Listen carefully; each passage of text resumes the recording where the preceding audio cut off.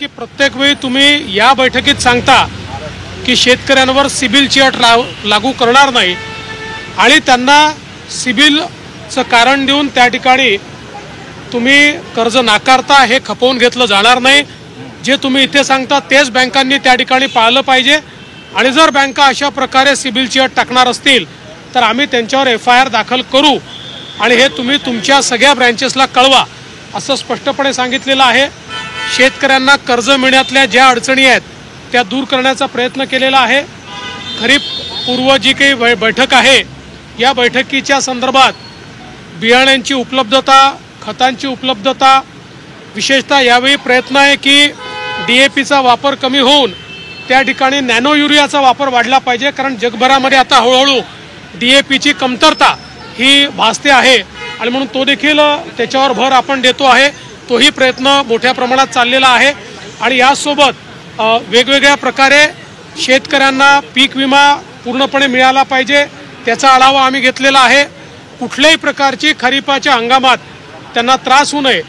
एक अजून महत्त्वाचा मुद्दा, लिंकेजच्या संदर्भात देखील आदेश दिलेले आहेत की लिंकेजच्या संदर्भात केवळ कृषी सेवा केंद्रावर नाही, ज्या कंपनीच्या प्रॉडक्टचं लिंकेज होत आहे त्या कंपनीवर देखील कारवाई करण्याचे आदेश आपण दिलेले आहेत। पुण्याच्या प्रकरणामध्ये आता विरोधक टीका करू लागले आहेत आणि राजीनाम्याची एकीकडे मागणी करतात, दुसरीकडे म्हणतायत की जे ड्रग्ज आहेत ते गुजरातहून येत आहेत नाशिक पुण्यामध्ये। असं आहे, त्यांनी काही केलं नाही, त्यांचे राज्य होतं, त्यांच्या राज्यामध्ये पोलीस विभागाचे कसे धिंदवडे निघाले आणि 100 कोटी रुपयाची वसुली कशी झाली हे आपण सगळ्यांनी बघितलेलं आहे।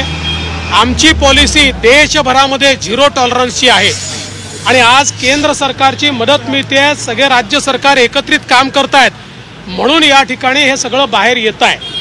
त्यामुळे जे काही ड्रग्सच्या संदर्भातली परिस्थिती आहे त्याच्यावर राज्य सरकार इफेक्टिव्हली कारवाई करते आहे।